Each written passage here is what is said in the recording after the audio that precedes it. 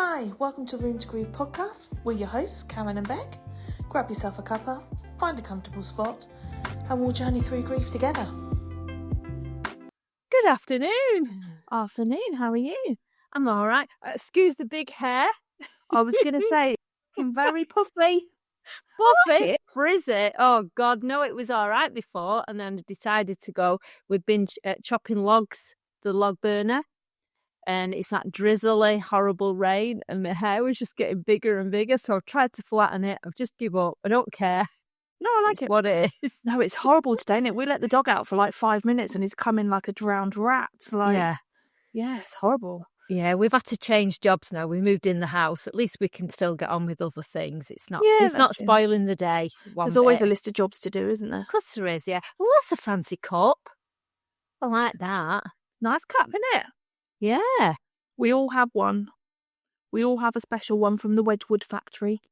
Oh, is it? Are they all the same, or you all have different? No, mine's. This was Simon's is yellow with some flowers. Morgan's is pink.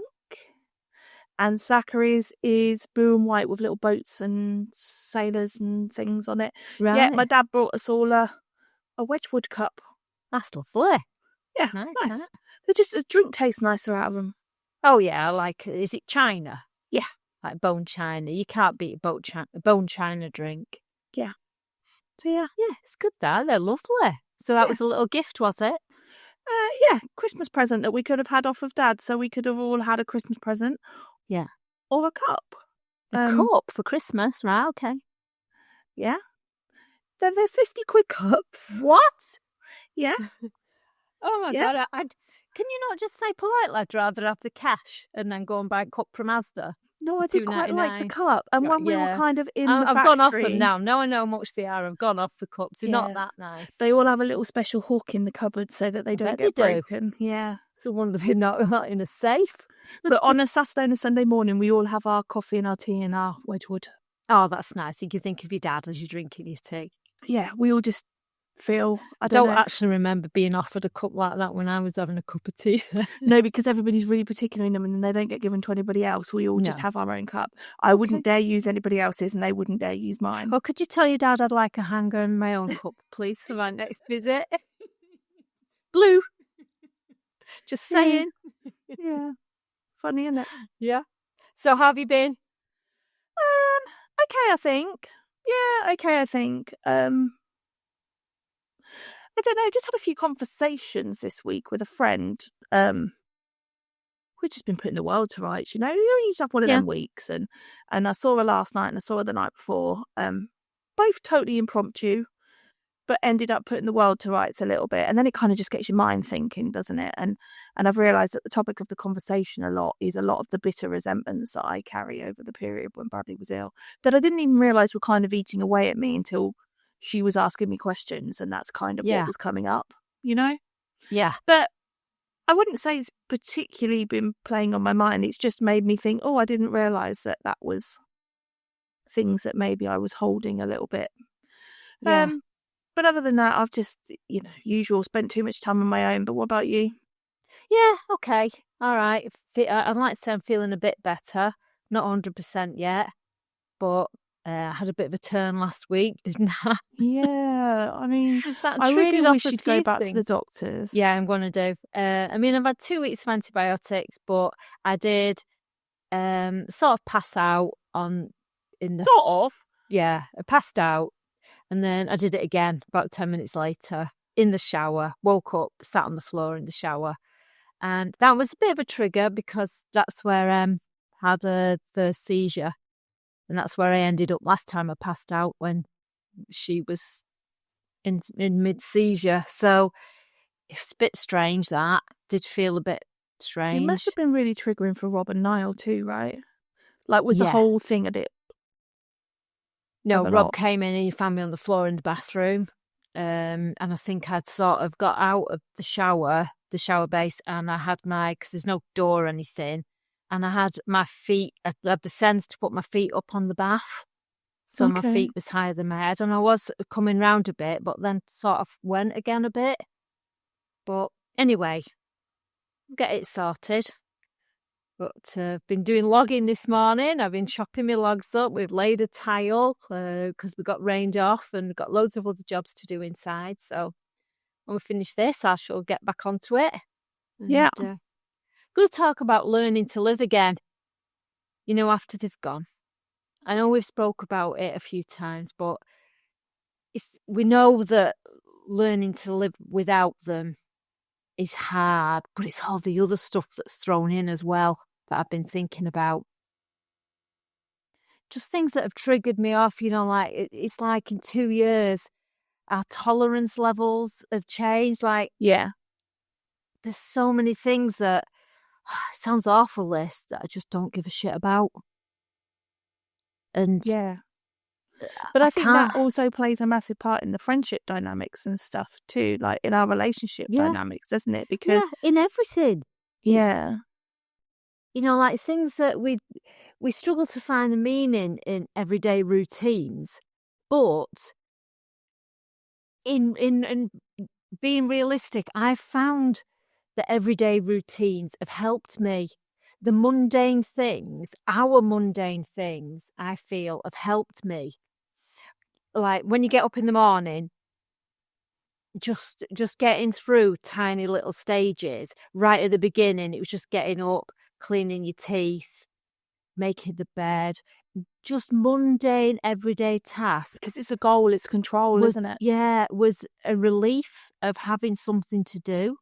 I think it's a relief of having finally something within your control. For me, like that's something that, that I can impact. That's something that I have a decision on, that I can make a difference to. Do you know what I mean? Yes, because everything feels so out of control, doesn't it? Yeah. And with that, it's like we've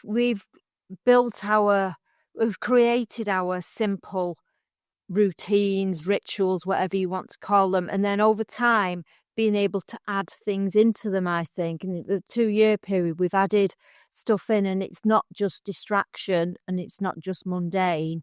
We're getting through days. Yeah, and it's that whole, you suddenly sit back at the end of the week or the end of the day and you realise that was a little bit normal, in the sense of normal for other people, not perhaps my normal for what life was before. No. But it feels like it's a little bit more every day. And then you're coupled with that. Well, then you feel, for me, part of me feels like, okay, so I need to live again. I need to have a life for my other children, for myself, because we all deserve that. But you don't ever shake that guilt, do you? No, you don't shake it, but we do. Going back to what we've always said, we need to give ourselves permission. We need to give ourselves permission to have hope and to have a little bit of happiness in our life as well. And give ourselves permission to feel numb. Even say it out loud to ourselves. I feel numb today.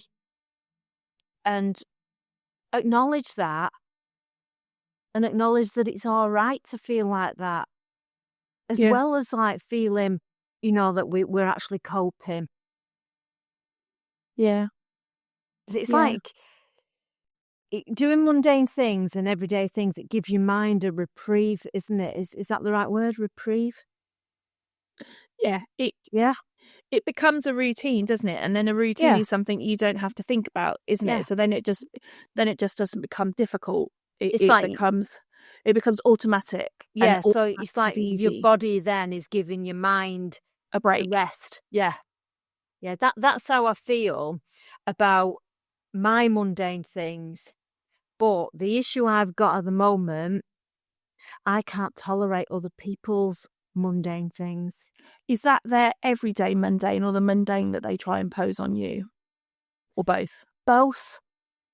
Yeah. And I think we need, like we say, we give ourselves permission to feel numb. We could give ourselves permission to accept that that's us and that's our new us. And it doesn't matter how long it takes to, even if we don't get over that, we might never be able to tolerate that again. and not put a thing, oh God, will I feel a bit better in 12 months' time? Will I be a bit more tolerant of people? Well, so what have we not?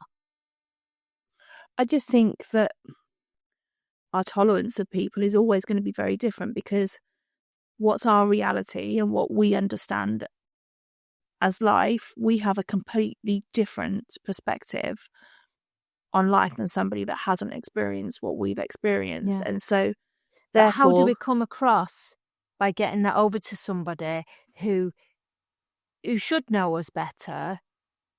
I don't think without you can, upsetting them. I don't know, because you can't make somebody understand what they don't get. You know, like this isn't what we go through, what we feel. There's no way we can teach that to somebody else, and so therefore their mindset is always going to be on a different wavelength. You know, they see things from a different lens than us, don't they? Yeah, but some days I want to upset them. Yeah, me for too. Not getting it. Yeah, and that's just me being honest. I'm glad you said that as well. Yeah, no, me too. And that comes back from what I was saying at the beginning, that bitter thing that I'm feeling at the minute. Like, it's that, because I think there's part of us, as much as we don't recognise it at the time, there's part of us that kind of recognises that was our viewpoint once, and you kind of understand, as much as you don't want to, you do understand where they're coming from, but you just feel angry that I feel angry that I am no longer as rose-tinted as they are, and that my world, you know, I'm no longer as naive and, you know, sort of young as they are, in that my world has now changed, and I see it for what it is. Yeah. And part of me wishes that I could still be where they are, because this, you know, this is cruel and hard and shit. And I do sit here a lot, and I think it makes me a bad person.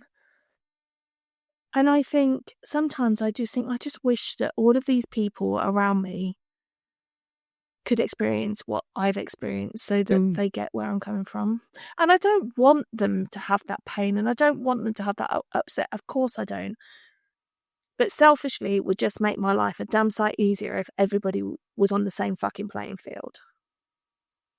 You know, like you say, because I can't make people understand. And how do you make people understand? And I can't. Yeah. So it's me that has to do the adjusting. Yeah.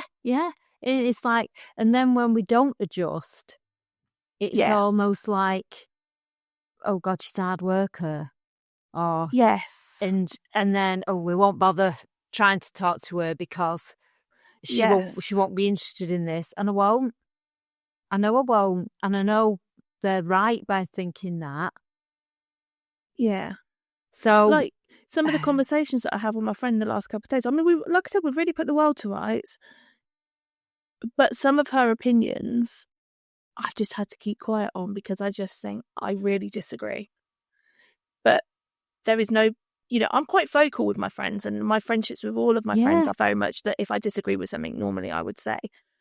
But I'm just well aware that I disagree, because I've experienced something very different to what she's experienced. So there's no point in even... why are you not saying it then now? Because I could never make her understand. Right. Because I understand where she's coming from. So why bother trying? Yeah. Right, okay. Yeah. I understand where she's coming from, and before Bradley died, I probably would have had the same opinion of her. But until she experiences what I've experienced, she will never understand what I'm trying to say. Right, okay. So, do you see what I mean? So basically you're saving your energy. She's never going to change, so just be vocal about the things that you know you can change. Yeah, and I try not to hold it against her, because it's not her fault. No, but it's hard, isn't it? Yes, it is really hard, and they play on my mind all of the time. Mm-hmm. And I know that nothing bad is ever meant by any of it, but it is really difficult. And I think it goes back to what we talk about time and time and time again, of why it's really important to have friendships with people who have been through what you've been through, because those friendships are the ones that are easier, because you don't have to sit there and think, there's no point in me trying to explain this to you because you're not going to get it. Yeah. But I think that's why it's so lonely, because of course. I just can't be bothered. No. Talking to anybody. I really can't, other than people in our situation. It's an effort. Yeah. And everything is an effort. And we try to like sugarcoat our pain for other people, but then it's just too much. Yeah. Because also, I think sugarcoating your pain for other people then gives them the wrong impression. Yeah. You know, and then so it becomes you're back to square one. Exactly. It becomes a vicious it's circle. all right doesn't to it? talk to her now. It's all right to tell her these things. Yeah. No, Yeah. stop you there. Yeah, it becomes a vicious circle. You know, you create a rod for your own back, don't you? So yeah, it is. It's just really, really awkward. But I just think that. But also with you keeping quiet and not airing your opinion or saying anything, you're leaving that open to more opinions coming. So you got to keep quiet even longer. Yeah. Or do you think one day you'll just explode and say... No, because I do feel like it's a complete waste of time. But that's why I sit here and think one day you'll oh God, I probably shouldn't say this out loud. And sometimes when well, we always say everything out loud, so you may as well. I know. And sometimes when things do, you know, when something does happen to somebody who, you know, part of me thinks, my God, I feel absolutely heartbroken for you that you now understand what I understand. Yeah. But there's also a very small part of me that thinks, now you get it. Yeah. Do you know what? If we didn't have those very small parts of those feelings in us, we wouldn't be normal. We are human at the end of the day. Yeah. But bitterness plays a big part in that, I think, for me anyway. How can we not have bitterness in us? I don't think we'd be being truthful if we said that we didn't. No, but living with my mundane makes my life easier. Well, yeah, I mean, it's like you finding a task, doing a task, and it's not just distraction. It isn't. It's creating a routine and a normality to enable you to get from the beginning of the day to the end of the day. To the end of the day. If it's cleaning a cupboard out. Yeah. I mean, that may say, oh, God, you're going on about a cupboard again. And you think, that's when I start thinking, well, do you not realise why I'm cleaning the bloody cupboard out? Yeah. And, you know, making everything tidy, even washing up, you know, like it's keeping you busy, it's keeping your mind busy. You know, like last night I started washing up. Rob's going, what are you cleaning? I'll start cleaning the air fryer at 10 o'clock at night. Yeah. Because I needed to do that. Not because I was using the air fryer, but my mind needed me to do that. Yeah. And then, so I'm so tired that when I sit down to watch TV, to watch my QI,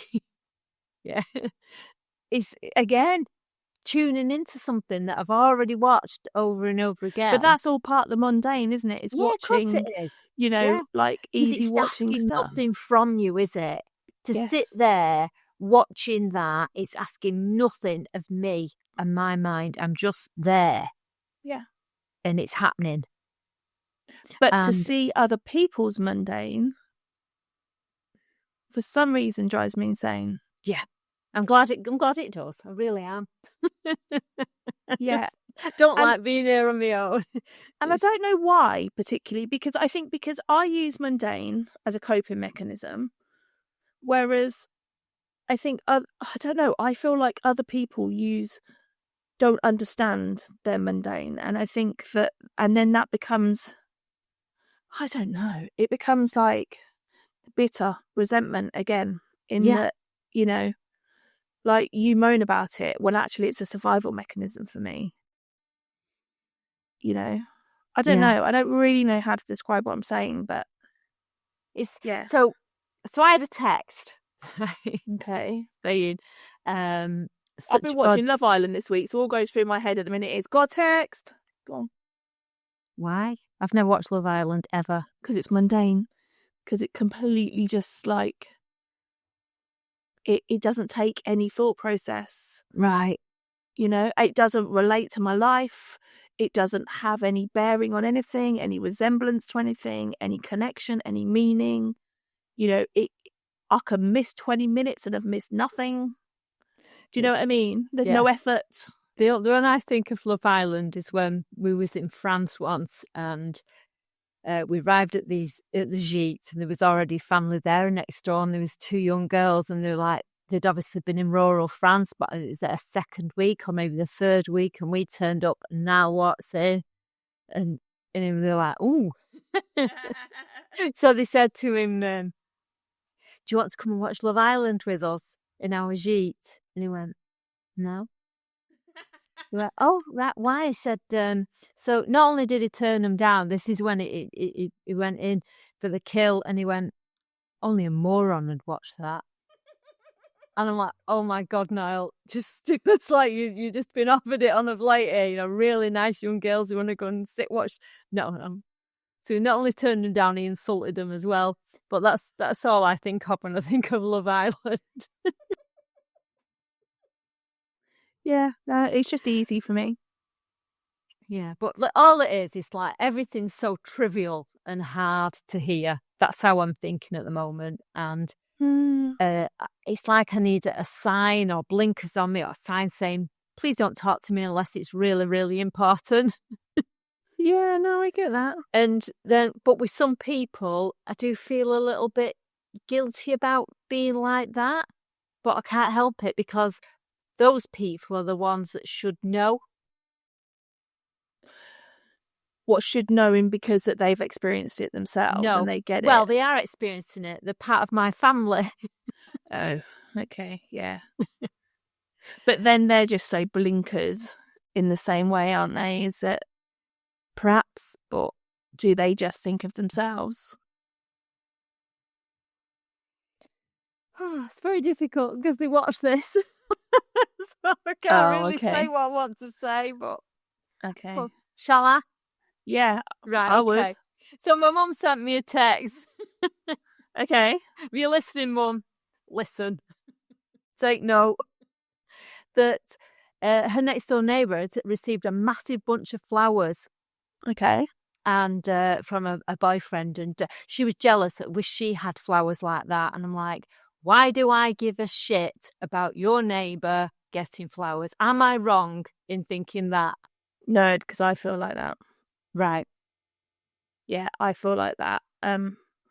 Morgan will talk to me about a certain person all the time and be like, they've done this and they've done that. And I don't care. No. And I've nothing against the neighbour who's got flowers. Yeah. I couldn't give a shit whether she got flowers or she didn't. But what I care about is that my mum would give me that information and think that I'd be interested. Do you think your mum's just trying to find something to talk to you about? Probably, yeah. But because do you think that it's really hard for your mum to kind of engage with you on the same level as before because she doesn't get it? And so she feels on the outside, but she's never going to get it.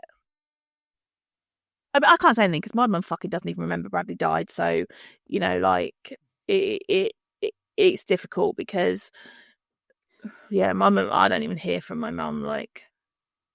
It's difficult because it changes every single relationship, even the one with your mum.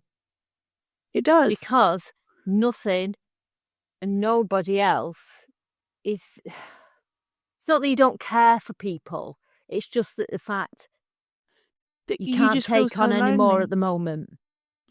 Yeah, and because nobody is going to understand how you feel. No. Because they can't. It's impossible. And so therefore, they can't do anything right. Because to be honest, I don't even know what I want from anyone. I don't even know what they need to do. Because this is my first time doing this and my first time being here too. And I don't know how the fuck it works either. All I do know is what feels wrong when wrong happens. Yes. Yeah. You know, and that's how I'm learning. Is sadly by experiencing wrong before I understand what's... Yeah. You know? I mean... And that's shit, isn't it? To do it nicely, I could have said, I honestly can't take messages like that right now. So what did you say? Try to understand where I'm at emotionally, and I can't take things like that. But I've said it so many times when mundane things have been said to me, and I go, no, I can't. Don't you understand? I can't take things like that. Because it's so trivial. Yeah. Yeah. And it is. And it's like going back to like, going out for meals together and stuff like that. How can I when somebody's missing? Yeah. And I'm sorry that, like people might feel they've lost a sister, a daughter, a friend, or something like that. They might feel like that, but I have actually lost my daughter. And I can't go out in a family environment with all the family there and she's not. And it's just tough shit to other people. Yeah. People that like a family wants to do a party. You do your party. You do that. You crack on. That's fine. But I won't be coming. Or we won't do the party then. And then that just makes you feel so shit, doesn't it? No, it doesn't. It just makes me mad. Why? Have you not listened to what I've said? Yeah. They've not listened. And think, right, okay, yeah. All right, well, we've asked her. She knows she's more than welcome. And she said, get on with it, so we're getting on with it. I'm not going to sit on with her all sat at a party and I'm not at my party because I've not got because it was daughter. your decision not to go. It's my decision. Yeah. So listen to my decision. When I make a decision, I'm going to say it nicely because the next time I'm not going to say it nicely because I've had enough of the fact you've not listened to me. Do you know what I mean? I know we're contrary. I know that. I was contrary before Emily died, so I'm Mary, quite contrary now. But it's only because, like I say, we don't know what we need, and this is how we learn, And we're learning every day by doing our mundane things, and just leave us to do our mundane things. I'm gonna say they feel hard enough at the minute, so and it's the only way that we get from the beginning to the end of the day. And within that, those mundane things slowly evolve into a little bit more. And that's how we understand our tolerance levels and we understand how to, and it is slowly. What we can cope with. Yeah, in my mundaneness, I can light a candle every day. Yeah. And get something from that. And it stops becoming a sad thing to do. Yeah. And then maybe in the morning I could sit listening to a song. But then it's within that mundane that you decide whether today is a day I can cope with a song or today is a day I can't. Yeah. It's how you realise where we're at. Yeah. And it might only be one song, which is a safe song. Yeah. Knowing in the back of my mind, I really want to be brave and play another song, but that song will make me cry. Yeah. But acknowledging that song's there in my mind and acknowledging that it's okay that I don't play that song. Yeah. And it's like looking at photos. Like some days I look at photos because I want to remember. And some days I look at photos because I'm petrified I'll forget. And it's understanding what mindset am I in today? Silly things like I text my dad every day. Every day I text my dad. He's the first person that texts me every morning. He just says, "Morning, Beth." And that's every single day. And then today we were just having a normal conversation like we always do. And then I sent him something and he said to me, "I can't read that today." And I said, "Why?" He said, "It makes me feel sad today." He said, "I can't tell you why, but I just can't cope with things today." And I was like, that's just quite normal. But it was within that normal, mundane conversations that we have. Most days he's quite happy with it. And today he was just like, can't do it today. And I think that's just how we have to start with the mundane because it's all just too hard otherwise. Yeah. Yeah. And I think sometimes when people try and push their mundane on us, it feels a bit like they're offering a fix, like they're trying to offer a solution. Like it doesn't feel. No, I sometimes think that they think everything's over and back to normal. And it's okay. Or they think by telling you to do such and such, it will make it better. Yeah, I could see your point of view. Yeah. But it's funny how we've both got different. I would think that they're just carrying on as if nothing's happened. Because especially because it's like at 2 years. And to us, it's 2 minutes. 100%, yeah. And everybody's just gone back to their normal life, which we know that that's what happens. Yeah. But our life isn't normal, and it never will be. No, never will be. And we are still using every single coping technique in the book to get through, to live without them. And we're learning every day. Every single day we're learning. Our minds are learning, our bodies are learning how to live without them. And it's bloody hard. Yeah, and some days that's a little easier to do than others. Yeah, of course it is. Because, and in those days, I do think it's not like we give ourselves a medal at the end of the day that we've got through it, but no, because I think you get to the end of the day and feel guilty as fuck because you've done it. Like, no, I don't. I know you sometimes. do. I know you do. And there might be times where we stop and like take a breath and go, "Oh my God, I'm having a good time. I enjoyed that. I'm enjoying this."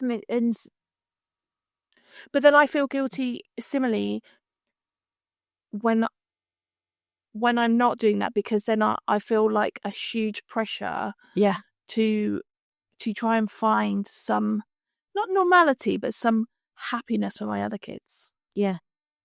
You know, and I just find that balance just weighs heavy. Yeah. And I know when going back to when we was in Spain once and we had a really good night out, and then you paid for that in your mind for about 3 or 4 days afterwards by punishing yourself, that you allowed yourself to forget. Not necessarily forget, I just allowed myself to be free. You allowed yourself to forget that you should be feeling fed up and you should be feeling sad. Yeah, so I think emotionally just freed myself for those few hours when we were enjoying ourselves in that pub. Yeah. And it felt a little bit like the old me. Yeah, just a glimmer of the old you. But we asked that there are going to be the odd glimmer, and and we can't control the fact that will bring us down the day after or whatever, but we can control the fact that we carry on doing what we're doing. Yeah. Go back to our techniques, our coping techniques and stuff. Yeah. Yeah. I mean, I had a photograph at the beginning of the week. Em's best friend's gone on her first holiday alone with a friend. And Em would have been with her more than likely. It'd have been them two going somewhere, picture of them from the airport with the cases. And it hurts like mad. It really, really does. It hurts that she's got another friend. It hurts that she's going on holiday. But I love her to bits, and I love the fact she's going on holiday, and I love the fact she's got a life and she's got another friend. I really 100% do. But you can't take that other little tinge of bitterness out of the edges of it all. And then she, she sent me a picture today of she's been into a church and she's lit candles, and she sent me. That's nice. That's all I needed. Yeah. I know she's still thinking about her. I don't need her to text me and say, "I wish Em was here." Yeah. And I know when Em's Welsh bestie went on her first holiday, I know when she come back home, she absolutely sobbed her heart out, and she said, "I wasn't with Em." Yeah. And I know that she has those feelings and those thoughts, and I don't want her to be upset, but it's still comforting to know that somebody else feels that somebody else is missing her so much. Yeah. Because Mills is her Welsh bestie. She's a big part of Em's holidays, and Em was a big part of, they loved to holiday together. There was on countdown days and She used to traumatise Mills in the pool. Mills used to love just lounging on a lilo, and Em wouldn't let her do that. She'd come from underneath and push her off, and wanted to go in the canoeing, and she had to go the fastest and the furthest away from everybody, and Mills was like trying to keep up. Em was a bit of a know-it-all, especially in a canoe. I wonder where she gets all that from. What do you mean? But no, I do think when people remember, it's just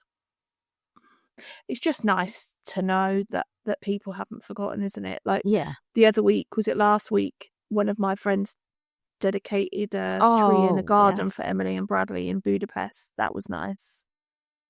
And it's just nice, like, completely spontaneous stuff like that people don't have to do, but no, but they still do. And the trees would be together. Yeah, the trees will be planted together. I sent it to my dad, and my dad was like, maybe you'll have to go next year and see how the trees are growing. Well, it's really weird you should say that, because my friend Joanne texted me last night and she said, I've booked to go to Budapest in February. Oh, well, she can go and see how the trees are growing. Yeah. So I've texted her and I said, Bec's friend has done this for Emily and Brad. And she went, hang on a minute. And then she come back, she went, oh my God, that's one on my list of places I'm going. Oh, really? Yeah, because her daughter Sophia had been last year and said, you've got to come here, Mum. And she sent her a picture. So Joanne sent me a picture of what Sophia had to eat in the place and the actual place. Yeah. Oh, cool. Yeah. So she'll have to go and see how the So she said, I will definitely go and see Emily and Brad's trees. Yeah. But that's nice, isn't it? Yeah. How weird is that? Yeah. But yeah, we'll have to go to Budapest for a long weekend. But it does just give you happiness, doesn't it? That people just remember. And... Yeah. Yeah, it does. It's just... It's hard. It really is hard. Sadly, there's nothing easy about it, is there? And it continues to stay hard, doesn't it? Like it's going to, with everything we've got coming forward, it's always going to be present. And even if some bits feel easier, there'll be new hards that appear. It's never ending, is it? And it's and I'm not sugarcoating anything, and I've got to harden up to just be what I want to be, and I'm not giving in to going places I don't want to go or seeing people I don't want to see. And if people can't accept that, it's tough shit. Yeah. Simon's very like that. There's a lot of places I go on my own at the minute because, if we were to do something, Simon will just be like, nope. Yeah. Nope. Whereas I'm a bit more of a people pleaser, I think. And so I go, I don't know what I go for really. I go because I think I'm chasing something that maybe I'll never find. Mm-hmm. Maybe I'm trying to create a normality. Like I said, a lot of it is because I'm very conscious for my kids. So I do a lot of this stuff because I want to keep the life that my kids were used to still alive. Yeah. Because I feel like they've had enough losses. They have had enough losses, but they've each reacted to the loss very differently, but they're doing good, aren't they? Yeah, in the main. Yeah. Yeah, the main. They're doing that because of you and Simon as well, for the support, and they can talk about Bradley whenever they want to or not. Yeah. Like if you've got to take your lead from Zachary. If Zachary wanted to talk about Bradley, you would be there, you'd talk about him, and when not to. Yeah. And, you're doing it good. You really are. And, like just going back to the barbecue, and it was easy. It was an easy atmosphere. There was no awkwardness. Yeah, but a lot of that was trying to keep that normality that my kids are used to. You work hard at it inside. It takes a lot to create that. Yeah. It really does. Yeah, it and would be a lot of easier effort. to say no. Oh, it'd be easy to say, no, I'm not doing anything like I do. Yeah. 100%. No, I'm not saying that. Like, I just mean, like, for me, it would be easier to say no. Yeah. And avoid stuff like Simon does. But I also then kind of feel like, what kind of life is that for me? If I'm going to be here for another 20, 30 years, that's existing. I don't think you just exist. Not with all what you do. No, but again, a lot of everything that I do is just active choices, isn't it, not to? It's a lot easier to sit and do nothing and feel sorry for myself. They're choices. And it's, yeah. But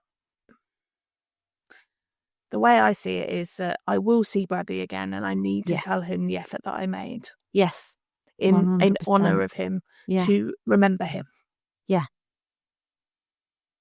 Yeah. I think we'll definitely know that. Yeah, because he mattered too much. Yeah. Have you had any signs off him this week? I don't think so. Not that's really jumping out at me. I've had lots of little white feathers, and I had 2 butterflies that came in last night into the conservatory. We had, last Sunday, Morgan was saying about seeing Bradley. She said, I don't see Robin so much in the summer, Mum, because you don't see them around. But in the summer, I see Bradley as butterflies. And while she was standing there talking to us, this fucking huge butterfly kept landing on one of the demijohns that was in the garden next to her. And she kept saying, it's Bradley, Mum. And she could go right up to it, and she was talking to it, and she was like, can I touch it? We were like, no, because you'll fucking kill it. Like, don't touch it. Can I touch it? Whack. Yeah, fucking hell. And then when we come up to go to bed, I came into Bradley's room to say goodnight to him, and I turned the light on, and I shit myself. And I was like, Simon, there's something in there. It's a bat or something. Like, it's flying around. Like, I was like, I'm too scared to look. You need to go in there and have a look. And it was the big butterfly that was outside, was just flying around his room. And Simon said he just opened the window and it just flew straight out the window. But how the fuck it got in here, I don't know. Wow. Yeah, so he's come that's to have about a look. the only sign. He's come to make sure you've not moved all them bloody teddies. I know. They'd be well gone. I'd say, sorry, Anne. Well, that's good that you've had a few signs this week, though. Yeah, just, it's been a busy week. I know everybody's lives are busy. We're all busy, aren't we? Yeah. And some days that helps and some days it doesn't. But I don't think we told anybody about Rob's signs, did we? The one he sent me on text. Oh, the light. Yeah, massive. Oh, that's happened a few times, that. I know. Like, I still keep going back and having a look at it. And yeah, I do. Trying to, like, justify it as being something else. Something on the camera or just don't know what it is. Don't know what it is. But because that room where that camera is pitch black, and there's nothing that could shine through. No, because that's what I look at the picture that he sent me of like the before, when there's no light or whatever it is shining, and I keep thinking maybe it's just a glare off a bulb or something, but there's no fucking light there. No, there's nothing. There's no chink of light that could get in anywhere. And on the 2 pictures that he sent me of like the glow, they're in different places. Yeah. Yet the camera doesn't move. No. And it's like you say, it's a pitch black room. So like, where do they come from? Don't know. Because the first time it happened, he was going on a track day, and I'd said to her, I said, look after Dad tomorrow. He's going on a track day. Make sure he doesn't drive too fast and blah, blah, blah. And then on the next morning, he said, I think somebody said a prayer over my bike. And I went, why? And he showed me the picture, and I went, oh my God. And there's this great big glow of light over his motorbike. So he'd got the before, the glow, and then the after. He'd looked on the camera, And I'm like, right, wow. And thinking, must be a spider or something on the can't camera. be. But it's where it is. It just can't be. It can't. No. Right over his bike. So the camera's there like that and it's there. Yeah. It's just like a glow. And then the next time it happened, I'd said something to Emily and I said, have you shown Bradley your dad's bike? This is the type of conversation I have. I talk to her as if she's here. That's what I do. Just tell you what else I was thinking of doing is writing as well, writing to her. Oh, yeah. Make, like not a journal as such, but I don't know, it's just something in my mind. It's gone off track there. But yeah, so I said, have you shown, and then sure enough, there was a light with another light behind it. Do you remember that one? That was months and months ago. Yeah. And I said, I told them to show Bradley your bikes. And it's happened anytime that I need it to happen, and I just say, Dad needs extra support today. And it happens. Well, wasn't it when you were in Spain and you were texting me saying that Rob was having some bad days, and then I'm sure Rob texted me and said, Yeah. We weren't there. Nobody had been in the place. No, it was totally locked up. It's well secure. It's alarmed. There's, now I wouldn't dream of going in there. He wasn't in Spain with us, and he was having a really bad time. It was actually on our anniversary. That's right. Yeah, it was. It's the morning of our anniversary. Yeah. And it was there, and it was beautiful. Yeah. So, we just have to keep living for them signs, don't we? Of course we do, yeah. Until we get a massive sign and they're there stood waiting for us. Yeah. Yeah. And she's like, Mum, did you have to air every thought and feeling to everybody on YouTube? Oh, she knows you well enough to know that was going to happen, doesn't she? What to talk about, What more do we want to do other than carry on talking about our children and this platform, and people actually listening to us and joining in absolutely makes every day just a little bit more tolerable. Yeah. And by sharing things, what they're going through, it just helps so much. Yeah. Yeah. So we'll just keep doing it. Yeah, exactly. Exactly. So what are you doing today? Nothing. It's like you need Noah's Ark here today. It's just wet and miserable. Go and clean a cupboard out. Yeah. Simon and Zachary have gone to golf, but they're going to come back like drowned rats. But yeah, that's up to them. Went to the butcher's this morning and bought some nice steak for tea. Ooh, just go with the steak. Yeah, got some nice fillet steak. We when we did some meal preps a couple of weeks ago, I made a load of those loaded potatoes. So I've just got some of them out the freezer. So I'm going to have them with some nice steak and salad later for tea. Lovely. Nice, easy Saturday night dinner. Yeah, don't know what we're having yet. I've had toast with a poached egg on this morning. I had... Oh, and I thought of you when I had it. I had a Richmond sausage and mushroom sandwich, and it was bloody lovely.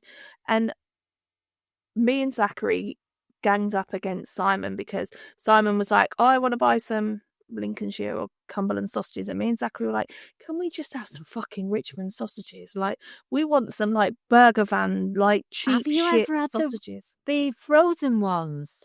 No. They're horrible. Oh, really? You can cook them from frozen. They don't colour, and they're absolutely horrible. They're all wrinkly. It's like your fingers, and you've been in the bath too long. Oh, really? And you go all wrinkly. No. They're horrible. No, so me and Zachary ganged up against Simon this morning and got some cheap shit Richmond sausages for breakfast. They're bloody lovely. They're lovely. They're really nice, especially cooked in the oven and all the fat. Yeah, they were nice. Yeah. So yeah, I had that for my breakfast this morning. Well, because I've cleaned my air fryer, I don't want to use it now. It's too nice. Oh, I'm terrible with our air fryer. We're so late to the air fryer bandwagon. We've only had ours about 2 months, but I use them disposable liners. Oh, right. Yeah, I never put anything straight in my air fryer. It just goes in liners, and then I just throw the liners away. Oh, God. So Lazy. I don't have to clean mine very often because nothing actually touches the air fryer ever. Just lazy, that. Get a bit of foil. No. Anyway, we're Just talking about goes. food again. I know. I feel like I want something nice for tea. I'm sick of mundane cereal. Yeah, we thought like that. That's why I sent Simon to the butcher's to go and get some steak. Yeah, what time is it now? What of time today to go to the butcher's now? 3:30. So the butcher's is probably closed. Well, Yeah. it is around here, but Why did they shut so early, butchers? I don't know. On a Saturday, wouldn't you think they'd be open? You go at like dinner time, but they're like putting everything away. Yeah. Where the fuck are you going? It's only like 12:30. Are you packing up for? Yeah, I mean, it was about 11:10 this morning when we'd had like breakfast, and Simon was like, "What do you want for tea?" And I was like, "You need to hurry up down the butcher's. It's going to close in a minute. Like, go and get some steak." So he You'll bought some have steak, some time. Stilton, and some red wine. So we've Oh, got right, you'll all have gout by the end of the day. yeah, we've got steak with mushrooms and Stilton, loaded potato skins, and red wine for dinner. Right, lovely. Sounds lush, that. I'll go and have my fruit and fibre with my chopped banana. No, I'm not having that again. That's a bit boring, isn't it? No, I've had it too many. I think I had it for 4 meals in a row, and then a coffee the other morning, and I was just about to go to work. I'm like, oh, and my tummy was like, oh my God, literally had to run to the toilet, and that was like 7:00 in the morning. Right? Oh. Like Rob's going, we need to open up. So we got them, and he stood talking to a customer and just open the door, Rob, please just open the door. Right, so he's opening up, ran to the loo. I think it was 11:30. I finally got off the toilet. But sorry for sharing all this, but I did lose £4 in a day. Wow! I know. Get in. Wow. It was, and I was gutted because I was sat in the toilet at work thinking, I've not got my scales here to weigh to see how much I've lost. Sorry for sharing too much information, but £4 impressive. I know. What was that? Fruit and fibre and banana for 4 meals on a trot? Yeah. Okay. Yeah. Try it. Yeah. And it a go. coffee. Yeah. Okay. Coffee out of the coffee machine. I just as I took the last slurp of that, that was a bit dangerous, that. Okay. Give that one a go. Yeah, we keep it real. Yeah. You can still get the shits of your grieving. Oh dear. Oh, right. So let's get through another week, shall we? Yeah, let's do it. We're learning to live every day without them. Sadly, sad but true. But we're doing it. We're making it happen. And we still need to sort out the Zoom calls, by the way. I'm just giving you a little reminder. Yeah, I know. But it was for you to sort out. Yeah, I know it was. I know, but we've already said that I'm not capable. So you'll just add to my to-do list. Yeah, you're taking a larger department. You're going with it. Stop being awkward. We know how much you do. You can have. I'll see if I've got a medal here. No, I haven't. A trophy, as Emily would say. Yeah. I'll find your trophy. I'm going to have a trophy made. Mrs. Taking a larger. Thanks. Yeah. And while we're on a call together, nothing to do with the podcast, come back with some dates for our road trip, please. Then I can book you in. Yes. Yeah. Yeah. And we can do some videoing on the way. Oh, God. That is technical, isn't it? How do we do that? Because we'll be off grid for a couple of weeks, so we'll just have to do some little videos as we go on our trips. Yeah. I tell you where will be a beautiful place. Don't know whether we're going the tunnel, aren't we? Yeah. I tell you where would be beautiful to visit, the American War Memorials. Oh, okay. It's an absolutely lovely place. It's very calm, serene, sad, but it's just a nice place. And it's immaculate. it's like the lawns have been cut with scissors. They're so perfect, the grass. Oh, and wow. It's spotlessly clean. But the amount of grapes, the crosses, it just goes on sad. and on and on. It's very, very sad. I think all 4 of us, when we went into the video show, and they bring like a soldier up and you follow his story so it becomes personal. Yeah. And I think all 4 of us was crying. Yeah. So could you imagine going to see it now? I couldn't go and see it now. Couldn't go and see the video. No. I would like you to see the place because it's so beautiful. It's just got an aura about it. Yeah, we'll do that. Yeah. And then if Simon still wants to go to Switzerland. Honestly, the ideas man doesn't need any ideas. I tell you. Fucking hell. He needs reining in. We'll have to put him on a leash and control him. He does need reining in. He does. Yeah. He gets a little overexcited, doesn't he? Yeah. And don't get him excited about putting anything in your car because I'm filling it. Okay. You're allowed 1 small case each. Right, I'll be like Ryanair. I'll come and measure your case. That can just sit behind behind the seat. Yeah, and if it's excess weight, I've got, no, you'll have to take something out of that because there ain't room with all my shite. No, that's fine. There's even wanted one of them egg chairs, you know, the big chairs that you swing on. Really? Yeah, I want one of those. I'm trying to work out how to fit it in your car because it won't fit in ours.